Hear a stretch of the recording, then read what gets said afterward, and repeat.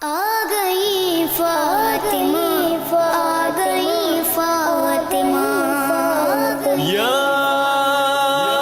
سیدہ الحمدللہ رب العالمین والعاقبۃ للمتقین والصلاة والسلام علی سید الانبیاء والمرسلین والصلاة والسلام علی آباء سید الانبیاء والمرسلین والصلاة والسلام علی امہات سید الانبیاء والمرسلین والصلاة والسلام علی اعمام سید الانبیاء والمرسلین لا سیبا افضل البشر بعد الانبیاء بالقول الغالب خیر الناصرین سیدنا ابو طالب علیہ الصلاۃ والسلام وعلی آلہ واصحابہ واہل بیتہ وعطرتہ وعشیرتہ اجمعین اما بعد فاعوذ باللہ من الشیطان الرجیم بسم اللہ الرحمن الرحیم انما یرید اللہ لیذہب عنکم الرجس اہل البیت ویطہرکم تطہیرا صدق اللہ مولانا العظیم وبلغنا رسولہ النبی العظیم الرؤوف الرحیم ان اللہ وملائکتہ یصلون علی النبی یا ایہا الذین آمنوا صلوا علیہ وسلموا تسلیما اللہم صلی علی محمد وعلی آل محمد کما صلیت علی ابراہیم وعلی آل ابراہیم انک حمید مجید الصلاۃ والسلام علیک یا سیدی یا رسول اللہ وعلی آلک واصحابک یا سیدی یا حبیب اللہ الصلاۃ والسلام علیک یا سیدی یا خیر خلق اللہ وعلی آلک واصحابک یا سیدی یا زینت عرش اللہ۔ حمد و صلاۃ کے بعد انتہائی واجب القدر حاضرین و ناظرین، بحمد اللہ تعالی ہماری سلسلہ وار گفتگو عصمت حضرت فاطمۃ الزہرا صلوات اللہ تعالی علیہا کی عظمت میں جاری اور ساری ہے۔ آج بھی انشاءاللہ العزیز اسی عنوان کا ایک پہلو ہم عرض کریں گے۔ ہماری گزشتہ گفتگو کے اندر کچھ دیر کے لیے ہم نے نفس عصمت پر گفتگو کی تھی کہ نفس عصمت کیا ہے اور اس کو علماء نے کس معنی میں بیان کیا ہے۔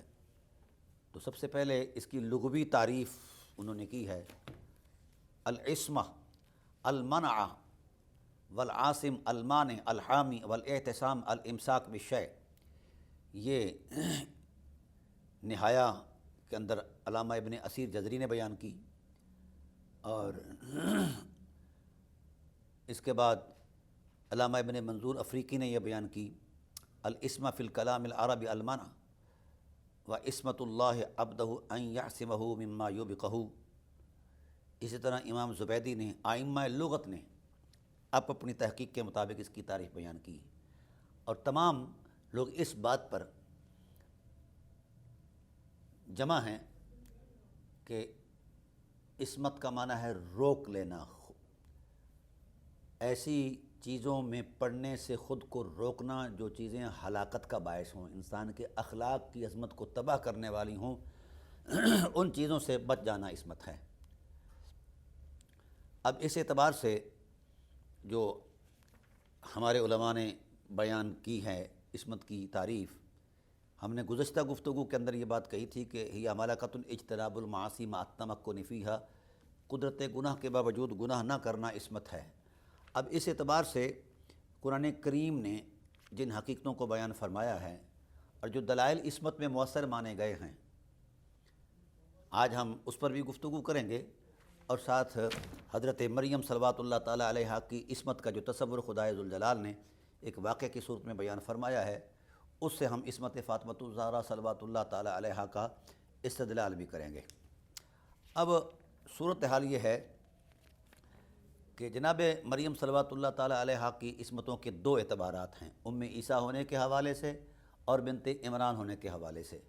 تو مسکین نے ان دونوں عصمتوں کو دو جہتوں سے الگ الگ تصور میں پیش کر کے آیات قرآنی کی روشنی میں عصمت فاطمۃ الزہرا کا بھی قول کیا ہے، اور حضور سید عالم صلی اللہ علیہ وآلہ وسلم کے پیارے والدین کریمین شریفین طیبین طاہرین کی عصمت کا بھی میں نے قول کیا ہے۔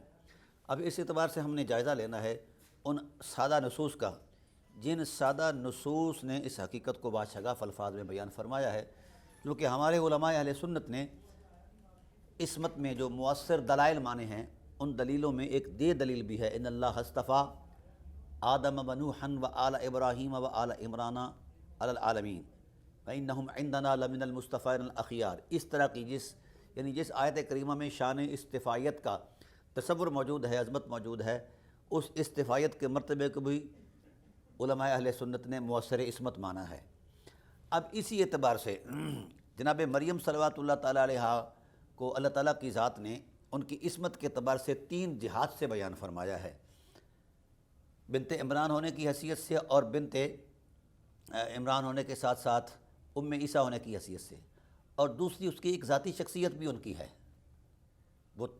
یعنی وہ جو تیسری صورت ہے۔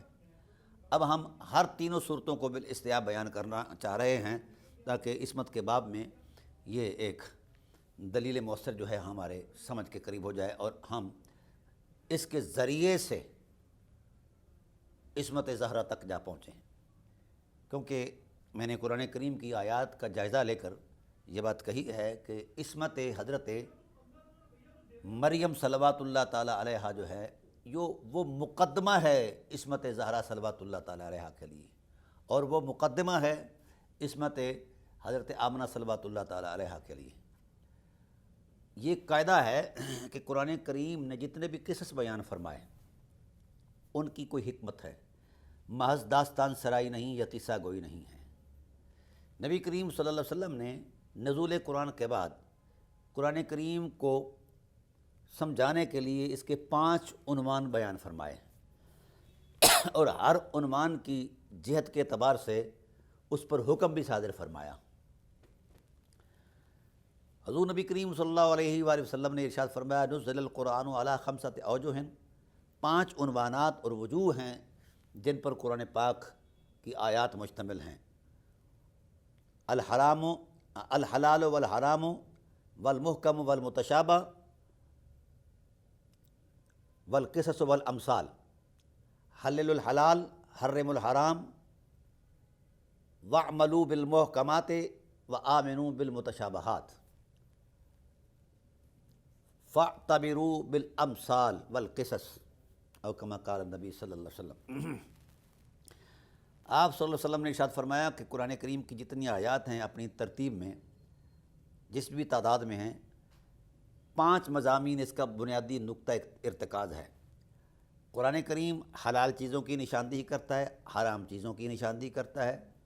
قرآن کریم کی کچھ آیات واضح المراد ہیں کہ سمجھنے میں کوئی دقت نہیں ہے، اور قرآن کریم کی کچھ آیات ایسی ہیں جو بالکل متشابہ ہیں، جن کی مراد کو صرف اللہ اس کا رسول جانتا ہے اور کوئی نہیں جانتا، اور کچھ آیات ایسی ہیں جو قصوں اور امثال پر مبنی ہیں۔ اب ان ہر 5 مضامین کا حکم بیان فرمایا۔ حلل الحلال یعنی قرآن کریم کی حلال کردہ چیزوں کو حلال جانو، وحرم الحرام قرآن کریم کی حرام کردہ چیزوں کو حرام جانو، وَاعْمَلُوا بالمحکمات اور جو قرآن کریم میں محکم آیات ہیں جن کی مراد روشن ہے، واضح ہے، ان پر عمل کرو، اور وَآمِنُوا بالمتشابہات اور جو آیات متشابہات ہیں ان کی عظمت پر اسی طرح یقین کرو جس طرح خدائے ذوالجلال نے ارشاد فرمایا ہے۔ پھر فَاعْتَبِرُوا بِالْأَمْثَالِ وَالْقِصَصِ جو قصے بیان ہوئے اس پر اعتبار کرو، قیاس کرو۔ جس شخصیت یعنی قصے کی 2 صورتیں ہیں، بعض زندگی کے حوالے ہیں جو قابل مذمت ہیں، جتنی زندگیاں مذمت والے رویوں سے گزری ہیں ان سے اجتناب کرو، بچو، تاکہ تمہاری زندگی نتیجہ خیز بن سکے، اور کچھ زندگیاں ایسی ہیں جن کے رویوں میں رونق زندگی ہے، خیر ہے، اخلاق کی عظمت ہے، جرت ہے، استقامت ہے اور استقلال ہے، بڑی بڑی پامردی اور عزیمت کے جذبے ہیں۔ جب تم ان نفوس قدسیہ کی زندگی کو پڑھو تو پھر اپنی زندگی کو بھی اس طرز میں ڈھالو تاکہ تمہیں بھی وہ نعمتیں میسر آ جائیں۔ یہ ہے اللہ تعالیٰ کی ذات نے بیان فرمایا کہ ہم نے قصے بیان کیوں کیے، اس لیے نہیں بیان کیے کہ آپ کو ہم داستان سرائی کر رہے ہیں جناب یا قصہ گوئی کر رہے ہیں، نہیں، ہمارا قرآن ایسی باتوں سے پاک ہے۔ ہم جس چیز کو بھی بیان کرتے ہیں اس میں ایک الوہی مقصد ہوتا ہے اور حکمت ہوتی ہے کسی مقصد کی بنیاد پر، اور چونکہ قرآن تمہارے لیے ہدایت ہے، جس قصے میں خدا کی شفقت کا تصور دیکھو، جس عمل پر وہ تصور قائم ہوا ہے اس عمل سے گزرو، تمہیں وہی نعمت ملے گی جو پہلے لوگوں کو ملی ہے۔ اور جس قصے میں لوگ ایسے عمل سے گزرے ہیں جو اللہ کی مشیت کو بھی ناپسند ہیں، مزاج شریعت کو بھی ناپسند ہیں، تو پھر ان پر جو مذمت اور مواخذہ قائم ہوا ہے تم ان سے بچو کہ وہ اس راہ سے اس انداز میں گزرے، لہذا ان کی زندگی بھیانک طرز عمل سے گزری، نتائج بھی بھیانک ہیں، اور جن کی زندگی تقدس مآب گزری ہے اس کے نتائج بھی تقدس مآب ہیں۔ اب قصہ فرعون، حامان، نمرود، شداد اور دیگر کفار کے جو قصے ہیں ان کے تمام کی زندگیاں نشان عبرت ہیں، اور ان کے مد مقابل جو زندگیاں حضرت ابراہیم علیہ السلام، اسماعیل علیہ السلام، موسیٰ علیہ السلام، عیسیٰ علیہ السلام، نوح علیہ السلام، آدم علیہ السلام، ہود علیہ السلام، شیس علیہ السلام، جتنے بھی انبیاء علیہ السلام کے تقدس مآب تذکرے گزرے ہیں، اور ان کی اخلاقی عظمتیں اور عظیمت پر مشتمل ان کے کردار اور دین کی خدمات میں جو رویے ہیں، معاشرے کی تشکیل کی عظمت میں جو ان کا کردار ہے، یا ان کے اخلاق عالیہ کی برکات ہیں، تم اس طرز میں اتر جاؤ جو انعامات کے اعلانات ہم نے ان کے لیے کیے ہیں، نتیجے کی عظمت میں تمہیں بھی وہ میسر آئیں گے۔ اب اس صورت میں یہ بات ایک واضح حقیقت ہے کہ قرآن کریم کے اندر جتنے بھی قصے آئے ہیں وہ اعتبار کے لیے آئے ہیں۔ فَاعْتَبِرُوا يَا أُولِي الْأَلْبَابِ، عقل والو اعتبار کرو، یعنی دیکھو یہ زندگی کیسی ہے، یہ شخص کیسا ہے، یہ معاملات کیسے ہیں۔ ہاں جی، تو جس طرز کا کوئی عمل گزرا ہوگا اسی طرز کے اعتبار سے اللہ تعالیٰ کے ذات نے اپنی قدرت کاملہ کے مطابق اور حکمت بالغہ کے مطابق اس کا نتیجہ مرتب فرمایا ہے۔ تو نیکی کا نتیجہ اللہ کی رضا جنت ہے، بدی کا نتیجہ اللہ کی ناراضگی اور جہنم ہے۔ اب یہ ایک اصول ہے قرآن پاک کا، اور تمام علماء نے اس کو مانا ہے، بالخصوص اہل سنت کے تو لاکھوں مسائل کا استنباط ان قصوں کے حوالے سے کتابیں بھری ہوئی ہیں۔ یہاں کسی مذہب مشرب کی کوئی جوڑ توڑ نہیں ہے، سادہ باتیں ہیں خدا ذوالجلال کی طرف سے۔ اب انہی قصوں میں سے قصہ مریم ہے، اس کا عنوان کیا ہے؟ مریم کی بزرگی کو بیان نہیں فرمایا گیا، مریم کی فطری عصمت کو بیان فرمایا گیا ہے۔ اب ہم اس کا سادہ بیان کرتے ہیں۔ چاہیے تو یہ تھا کہ اللہ تعالیٰ فرماتے کہ حضرت مریم بڑی جناب والا عبادت گزار ہیں، فلاں ہیں، فلاں ہیں، فلاں، ان کی یہ شان ہے، ان کی وہ شان ہے، فلاں فلاں، نہیں، اللہ تعالیٰ کی ذات نے ان کی خلقی عظمت کو بیان فرمایا ہے، اور اس کے لیے مراتب و درجات کا ایک تسلسل بیان فرمایا ہے۔ اللہ تعالیٰ ارشاد فرماتے ہیں حضرت عمران کی بیوی، اذ قالت امرأۃ عمران ربی، اب مریم کی عصمت اس پیمانے میں ہو رہی ہے جس کو جو بنت عمران کی حیثیت سے ہے، یہ عصمت اس حوالے سے بیان ہو رہی ہے۔ تو ہم نے کہا تھا کہ بنت عمران جو ہے ان کی عصمت مقدمہ ہے بنت رسول کی عصمت کا۔ اب آئیے ہم جائزہ لیتے ہیں اور پھر ان ہر دو عصمتوں کے درمیان مشترکات کا تصور پیش کریں گے تاکہ آپ کے یقین میں اور عظمت آ جائے۔ اذ قالت امرأۃ عمران ربی انی نذرت لک ما فی بطنی محررا فتقبل منی، عمران کی بیوی حضرت حنا، حضرت مریم کی ماں، انہوں نے اللہ کی بارگاہ میں منت مانی، نظر مانی کہ اللہ جو کچھ میرے پیٹ میں ہے حمل کی صورت میں اسے تیرے گھر کی خدمت کے لیے آزاد کرتی ہوں، میری طرف سے یہ ہدیہ، یہ محبت، یہ نیاز قبول فرما۔ انک انت السمیع العلیم، تو بہت سننے والا ہے اور علم والا ہے۔ فلما وضعتها قالت رب انی وضعتها انثی، جس وقت حضرت مریم کو جنم دیا گیا تو بی بی صاحبہ بولی، حضرت حنا مریم کی ماں، اے اللہ مانگا بیٹا تھا جس مقصد کے لیے، تو یہ تو پیدا ہو بیٹی ہوئی۔ اللہ نے فرمایا واللہ اعلم بما وضعت، اے حنا تو نہیں جانتی کہ کس شان کی، کس عظمت کی یہ بیٹی ہے، اللہ جانتا ہے۔ وَلَيْسَ الذَّكَرُ كَالْأُنثىٰ، یہ بڑی بے مثال ہے اپنی شان کے اندر۔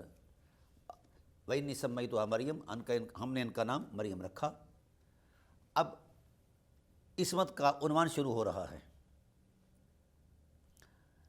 فرمایا حضرت مریم کی ماں کہتی ہیں وَإِنِّي أُعِيذُهَا بِكَ وَذُرِّيَّتَهَا مِنَ الشَّيْطَانِ الرَّجِيمِ، اے اللہ جب زندگی کے عمل سے یہ بیٹی گزرے اور اس کی اولاد گزرے تو میری خواہش ہے، میری تمنا ہے کہ ان کو نور کے پردوں میں لپیٹ لے تاکہ شیطان کا وسوسہ بھی ان کے خیال سے نہ گزر پائے۔ یہ بات بڑی اہم ہے۔ ایک ہے گناہ کے ارتکاب کی صورت، گناہ کا ارادہ، گناہ کا ہم، یہ درجات ہیں، اور انسان ان میں بے اختیار ہے، انسان ان میں بے اختیار ہے، سمجھ آگی نا؟ کئی مرتبہ گناہ کے کئی ارادے گزرتے ہیں، وسوسے آتے ہیں، فلاں فلاں فلاں فلاں، لیکن اس کا مواخذہ اس وقت ہوگا جب اس گناہ کے عمل سے گزرے گا۔ اب اللہ وحدہ لا شریک اس بات کی شہادت دے رہے ہیں کہ مریم کی ماں نے میری بارگاہ میں درخواست کی وَإِنِّي أُعِيذُهَا بِكَ وَذُرِّيَّتَهَا مِنَ الشَّيْطَانِ الرَّجِيمِ، اے اللہ مریم کو وہ ماحول دے کہ جہاں شیطان تو دور کی بات ہے اس کا وسوسہ بھی نہ گزر پائے۔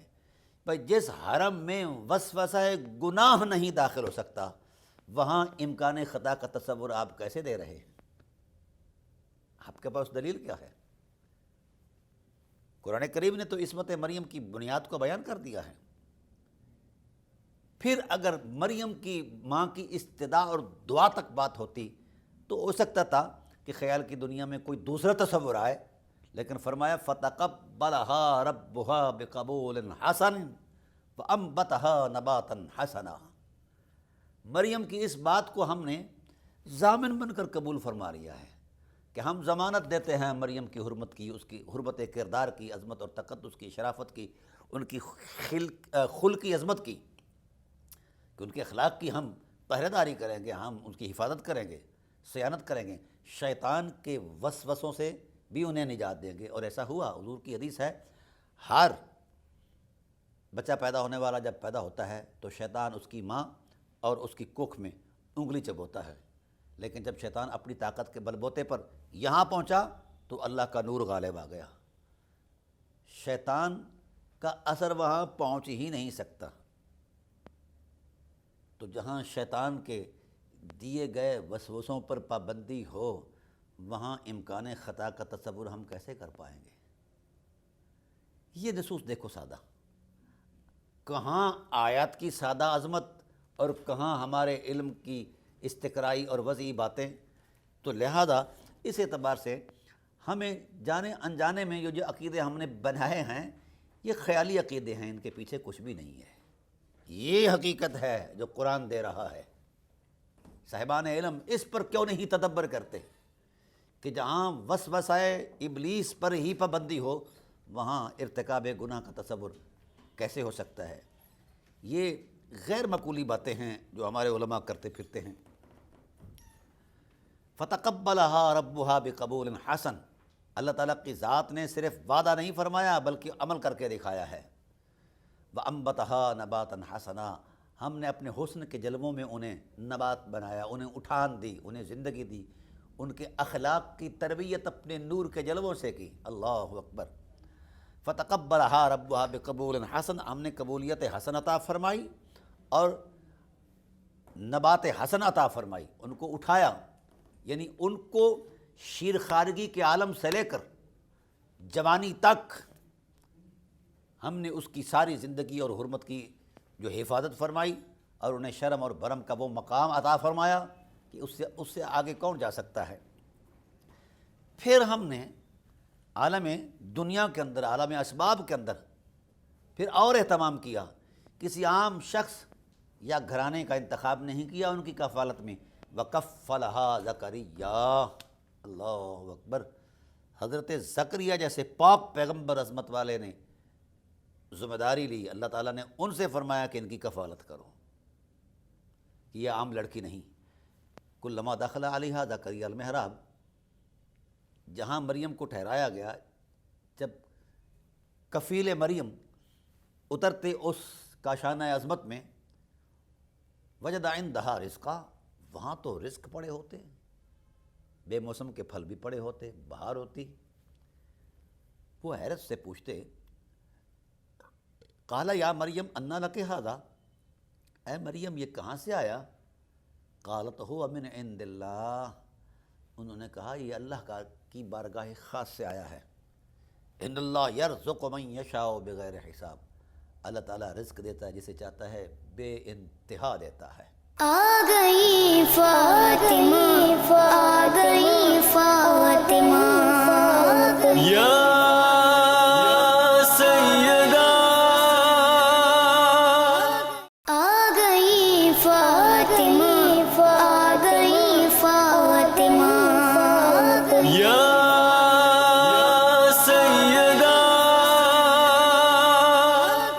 ناظرین کرام، یہ بات طے ہے کہ جو ذات والا صفات پیغمبر نہیں مگر آغوش رحمت الہی میں پروان چڑھ رہی ہے، اور ان کے کردار کی حفاظت اور صیانت کے لیے ایک پاک پیغمبر کو متعین کر دیا گیا ہے، اب بولیے ان کو عصمت کے لیے کسی حوالے اور کسی دلیل کی ضرورت ہے؟ اگر ہم یہاں بھی امکان خطا کا تصور قائم کریں گے تو ہوگا یہ کہ ہم اللہ تعالیٰ کی مشیت کے اندر جو اہتمام کا تسلسل ہے اس کے اندر نقص نکالیں گے کہ خدا کا اہتمام ناقص ہے، انتظام ناقص ہے، اور خدا عز الجلال نے مطلب صرف سیاسی وعدے کیے، نعوذ باللہ من ذالک۔ ایسا نہیں، وہ اللہ ہے اور لا شریک ہے، اپنی ذات میں بھی لا شریک ہے اور بات میں بھی اور افعال میں بھی، اپنے اخلاق کے اندر بھی وہ لا شریک ہے۔ تو بھئی جب یہ ایک حقیقت ہے اور قرآن اس بات کی گواہی دے رہا ہے تو یہ حضرت مریم ہیں۔ اب آئیے ہم چھوٹا سا جائزہ پیش کرتے ہیں کہ مریم پیدا کہاں ہوئی؟ حضرت حنہ، اور ان کے بابا جو تھے وہ ولی تھے بنی اسرائیل میں۔ اب اماں نے التجا کیا کی کہ وسوسہ شیطان سے اسے بچا، خدا نے اس پر وعدہ دے دیا اور اپنی فضل و احسان کی آغوش میں ان کی پرورش چرانے کے لیے اپنے ارادے کا اظہار فرما دیا۔ اب جو ذات والا صفات ایسے ماحول میں پروان چڑھے اور پہلی ملاقات ان کی ہو فرشتوں کے رسول جبرائیل سے، تو وہاں امکان خطا کے جو تصورات ہیں وہ کہاں سے ہم گھڑ لیں گے؟ جہاں ہم نے گھڑ لیے ہیں۔ تو یہ تراشا ہوا تصور دین اور ہے اور منزل من اللہ دین اور ہے، اس پہ ہمیں امتیاز کرنا ہوگا، پھر امت بچے گی۔ اور پھر اس کے بعد حضرت زکریا علیہ السلام کے ذاتی حالات آ گئے، انہوں نے ان کی اس حرمت کو دیکھا تو ہاتھ اٹھ گئے، یا اللہ مجھے بھی رحم فرما، بے موسم پھل ان کو دے سکتا ہے تو کیا مجھے اولاد نہیں دے سکتا وغیرہ۔ پھر فرمایا وَإِذْ قَالَتِ الْمَلَائِكَةُ، رسول سے فرمایا، امام الانبیاء علیہ السلام سے فرمایا کہ رسول اٹھو کچھ بیان کرو نبوت کی زبان سے۔ اے اللہ کیا؟ فرمایا عصمت مریم بیان کرو، قصہ مریم نہیں، عصمت مریم۔ اذ قالت الملائکۃ یا مریم ان اللہ اصطفاک وطہرک واصطفاک علی نساء العالمین، یا مریم اقنتی لربک واسجدی وارکعی مع الراکعین، ذالک من انباء الغیب نوحیہا الیک۔ یہ قرآن ہے۔ رسول کی ذمہ داری لگائی کہ رسول اٹھے اور عصمت مریم کو بیان کرے، چونکہ منظر نامے میں پیچھے مریم کی عصمت کا تقدس بیان ہوا اور اللہ تعالیٰ نے اپنی ذمہ داریوں کو بیان فرمایا جو اس کی شایان شان تھی، اور اسے نبھایا اللہ تعالیٰ کی ذات نے۔ یہ مولوی کا وعدہ تھوڑا ہے، یہ خدا کا وعدہ ہے۔ آگے اس کے بعد ایک اور مقام پر اللہ وحدہ لا شریک نے اسی عظمت کو بیان فرمایا، فرمایا وَاذْكُرْ فِي الْكِتَابِ مریم اذ انتبذت من آلہا مکانا شرقیہ۔ حبیب اٹھو، حضرت مریم کی عصمت کو بیان کرو، عصمت کو بیان کرو۔ اللہ اکبر۔ اذ انتبذت من آلہا مکانا شرقیہ، جس وقت وہ اپنے اہل سے شرقی مکان کی طرف الگ ہو گئیں، اور ہوا کیا؟ فاتخذت من دونہم حجابا، جہاں کسی چیز کا امکان ہو سکتا تھا، کسی اونچ نیچ کا تھا، تو وہاں سے تو مریم اپنے ارادے کی عظمت میں آگے چلے گئیں، حجاب نور میں چلے گئیں۔ واتخذت من دونہم حجابا فارسلنا الیہا روحنا، یہ خدائے ذوالجلال نے تکریم بخشی ہے اس عصمت کے تقدس میں۔ وارسلنا الیہا روحنا، ہم نے اپنی روح کو بھیجا کدھر؟ مریم کے پاس۔ فارسلنا الیہا روحنا فتمثل لہا بشرا سویا، ہم نے اپنی روح کو سمجھایا، جناب جبرائیل علیہ السلام کو سمجھایا بھی اپنی اس شان سے نہیں جانا، یہ حرم اہل بیت نبوت ہے، اس میں خاص تکریم کے ساتھ جانا، خاص عظمت کے ساتھ جانا۔ فتمثل لہا بشرا سویا، ان کا وہ جلال والا لبادہ جو تھا، وہ عظمت والا، وہ ہٹا کے بشر سوی بنا کے بھیجا۔ اب سنیے، یہ پہلی ملاقات تھی، آنے والا فرشتوں کا رسول ہے، اگرچہ اس وقت مریم نہیں جانتی کہ وہ آنے والا کون ہے۔ جو ہی وہ حرم میں داخل ہوا تو مریم نے کڑک کر کہا، قالت انی اعوذ بالرحمن، میں خدا کی پناہ مانگتی ہوں، اللہ کی پناہ میں ہوں، ان کنت تقیہ، اگر تو متقی مرد ہے تو کیسے داخل ہو گیا ہے؟ یہاں تو غیر کا وسوسہ نہیں آ سکتا اور تو ثبوت آ گیا ہے۔ یہ بات بڑی بات ہے، بہت بڑی بات ہے کہ مریم نے اپنی حفاظت، اور قرآن پاک نے اسے مزید بیان فرمایا، واللتی احسنت فرجہا فنفخنا فیہا من روحنا۔ قرآن کہتا ہے وہ بشر سوی کی صورت میں آئے، تانا تنومند کڑیل جوان کی صورت میں آئے، لیکن سلام ہو بی بی مریم کی اس حرمت کو، انہوں نے اس آنے والے کو بھی کہا اپنے پورے جلال کے ساتھ، جلال عصمت کے ساتھ کہا، انی اعوذ بالرحمن ان کنت تقیہ، اگر تیرے اندر تقوی کی عظمت ہے تو کیسے داخل ہو گیا ہے؟ تجھے نہیں پتا یہ اہل بیت نبوت کا حرم ہے؟ قال انما انا رسول ربک، جناب جبرائیل علیہ السلام نے کہا، بی بی میں خود سے نہیں آیا، مجھے تو تیرے رب نے بھیجا ہے، جس کی بندگی میں تو صبح شام اللہ کی ذات میں گم ہے اور پیار کی عظمت میں تو کر رہی ہے جس کی بندگی۔ کیوں آئے ہو؟ لِأَهَبَ لَكَ غُلَامًا زَكِيًّا، ہم چاہتے ہیں کہ آپ کو عطیہ کر دیں ایک پاکیزہ غلام، پاکیزہ بیٹا۔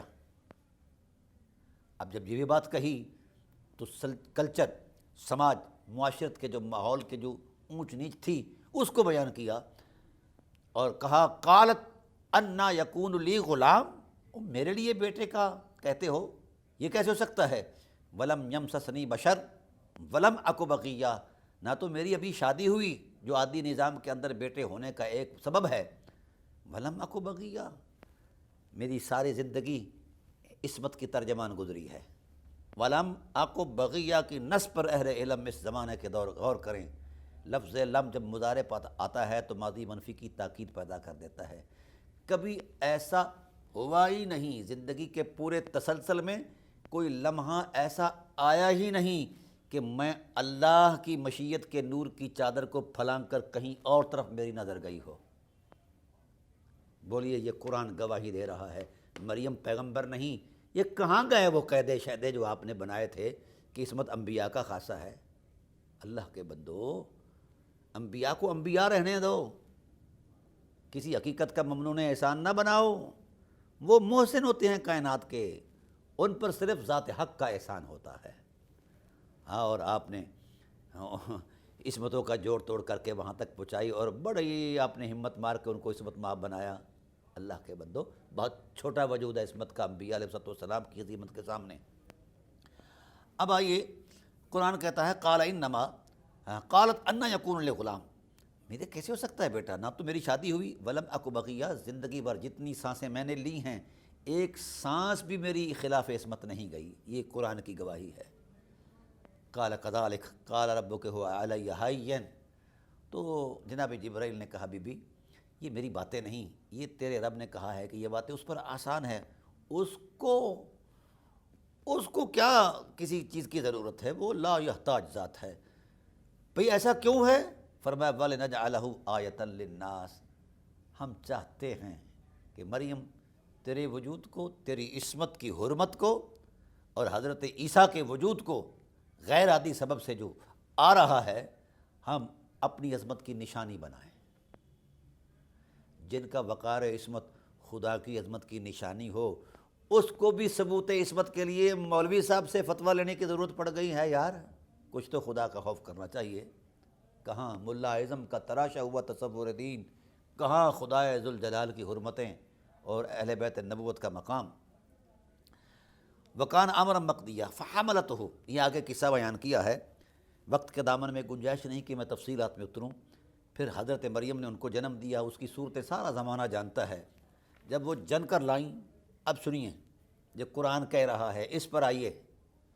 مولوی جو کہتا ہے وہ اپنے خیال جلے ہوئے احساسوں سے کہتا ہے، مذہب مسلک کی دھن میں رہ کر کہتا ہے اور مسلک کا برقع پہن کر کہتا ہے۔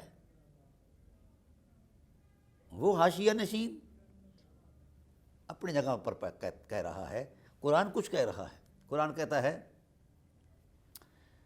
اللہ اکبر اللہ اکبر، جب فاتت به قوم تحمل، جب اٹھا کر مریم اپنی قوم کے پاس لائیں، قالوا یا مریم لقد جئت شیئا فریا، تو حسب معمول عادت کے مطابق انہوں نے کہہ دیا یہ تو بہت بڑا برا کام ہے۔ یا اخت ہارون، اس جملے پر غور کرنا ہے، یا اخت ہارون، اے ہارون کی بہن، ما کان ابوک امرأ سوء وما کانت امک بغیہ، تیرا تو باپ بھی عصمتوں کا تاجدار تھا اور تیری ماں بھی عصمتوں میں معیار تھی، پاک دامن تھی، تو یہ کیا کر کے لائی ہے؟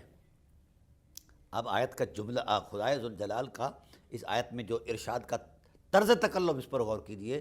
نبی کی ماں کی جو ماں ہوتی ہے وہ بھی عصمتوں کی معراج ہوتی ہے، اور نانا جو ہوتا ہے وہ بھی عصمتوں کی معراج ہوتا ہے، تو یہ رشتے ہیں نبوت کے، یہ خیال آرائی نہیں، یہ مولوی کا مذہب نہیں جس پر جوڑ توڑ شروع کر دی جائے اور ائمہ کے قول لے لیے جائیں، خدا کا قول لیا کرو، امام لوگ بعد میں آئے ہیں، یہ خود محتاج دلیل ہیں۔ آ گئی فاطمہ، آ گئی فاطمہ، یا سیدہ، آ گئی فاطمہ، آ گئی فاطمہ، یا سیدہ۔ اب یہ حرم نبوت کی عصمت کا قرآن گواہ ہے، نبی کی ماں بھی پاک دامن اور نبی کی ماں بھی پاک دامن، نبی کا نانا بھی پاک دامن، وہ سارا۔ اب اگر اس تصور کو دیکھا جائے تو ہم تھوڑا سا تاریخی پس منظر میں جاتے ہیں۔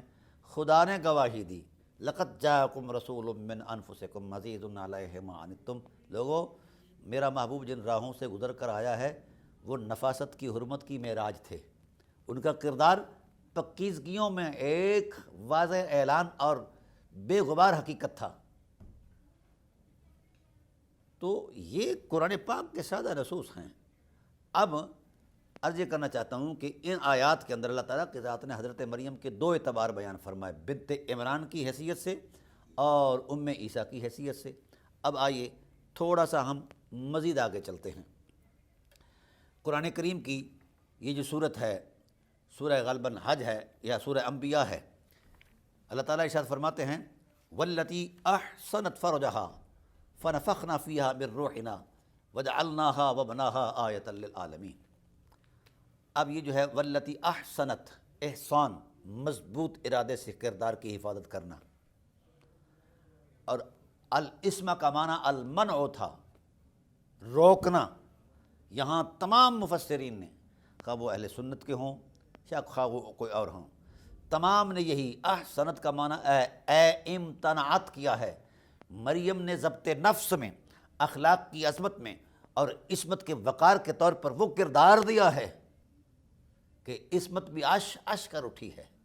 والتی احسنت فرجہا، مریم نے اپنی عصمت کی حفاظت کی، فنفخنا فیہا، پھر ہم نے حسب رحمت اس کے اندر اپنی روح پھونکی، فتفخنا فیہا بروحنا وجعلناہا وبناہا آیۃ للعالمین، ہم نے ان کو اور ان کی ماں کو عالمین کے لیے روشن نشانی بنا دیا ہے اپنی قدرت کی۔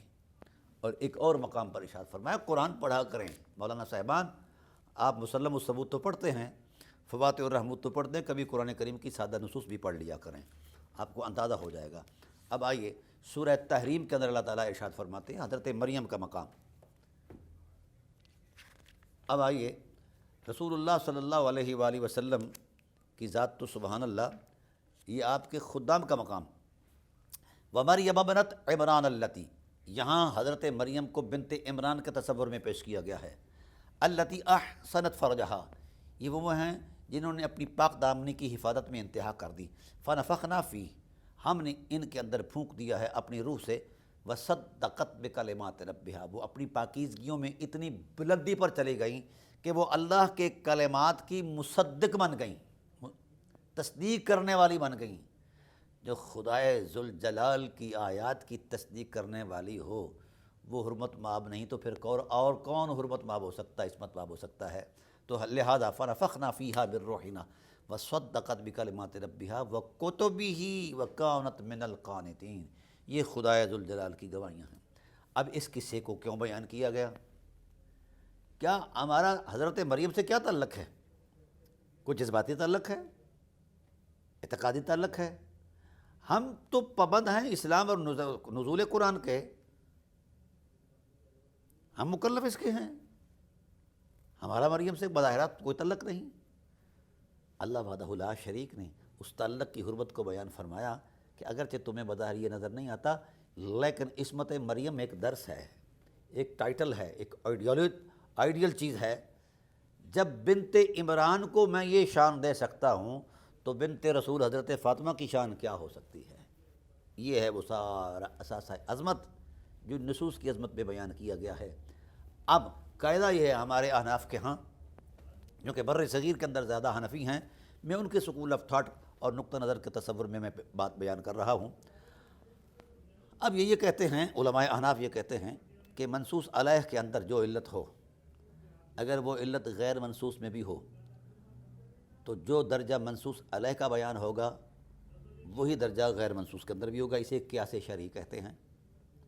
और फिर यहाँ फिर मज़ीद एक बात कही कि इल्लत की दो किस्में हैं, एक कतई और एक ज़न्नी। कतई इल्लत क्या है?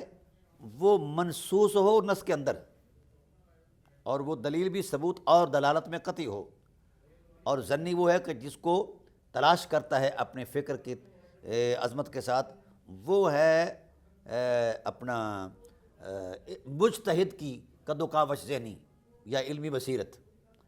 तो चूँकि उसको तलाश करने में कहीं ख़ता का इम्कान हो सकता है, इसलिए उसकी तलाश करदा और बयान करदा इल्लत को क्या कहा गया है कि वो इल्लत बयान करदा जो है वो ज़न्नी है, और जिसको अल्लाह ताला बयान फरमाएँ वो कतई है। अब जितनी आयात बयान की हैं ये अखबार हैं। अखबार के अंदर हमेशा कतियत होती है। वजह यह है कि इनमें दो ऊंच नीच की कोई सूरत नहीं। अल्लाह ताला की ज़ात ने अपनी उलूही भरम के साथ इसको बयान फरमाया है और इसको बायस नसीहत करार दिया है और बायस अज़मत करार दिया है कि यार जो उम्मे ईसा है वो इस शान की है तो उम्मे मोहम्मद किस शान की होंगी?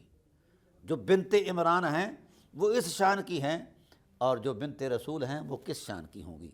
अब ये किस्सा अगर सिर्फ दास्तान सराई होता तो यहाँ तक महदूद रह जाता, यहाँ एतबार की कोई सूरत न होती। अल्लाह ने इस बीबी साहिबा की अज़मत को बयान करके कहा कि आने वाली जो नफूस कुदसियाँ हैं ज़रा उनकी अज़मत पे भी गौर कर लिया जाए। अब यहाँ इल्लत भी मनसूस है और वो कतई है, तो इल्लत मनसूसा कतईया पर किया जाने वाला क़यास भी कतई है, यहाँ ज़न्नी नहीं है। और मकसद बयान किस्सा जो है वो यही है कि जब उम्मे ईसा की ये शान है तो उम्मे मोहम्मद की क्या शान होगी, बिनते इमरान की ये शान है तो बिनते रसूल का क्या मकाम होगा। अब चूँकि मनसूस अलैह के अंदर इल्लत भी कतई है कि पस मंज़र में नस की सूरत में इस इसमत के तक़द्दुस और हुर्मत को बयान किया गया है, तो जो इल्लत मनसूसा कतिया हो और मुअस्सिर हो गैर मनसूस के अंदर, तो जिस दर्जे का हुक्म साबित हो रहा है मनसूस आयत के अंदर, उसी दर्जे का गैर मनसूस के अंदर भी वो हुक्म साबित होगा। ये कायदा है अहनाफ के अंदर, लाखों मसाइल का इस्तेमाल इस पर मौजूद है। अब इस सूरत में ये बात वाज़ेह हो गई कि चूँकि ये इल्लत भी कतई है, नश भी कतई है दलालत और सबूत के अतबार से, लिहाजा इस पर किया जाने वाला क़यास जो है हज़रत फ़ातिमा ज़हरा की इल्लत वो भी कतई और यकीनी है, कोई इसमें शक करने की गुंजाइश नहीं है, ना इम्कान ख़ता का कोई तसव्वुर है। इंशाअल्लाह इस बात को अगली नशिस्त में मैं मज़ीद बयान करूँगा। वमा अलैना इल्लल बलागुल मुबीन। आ गई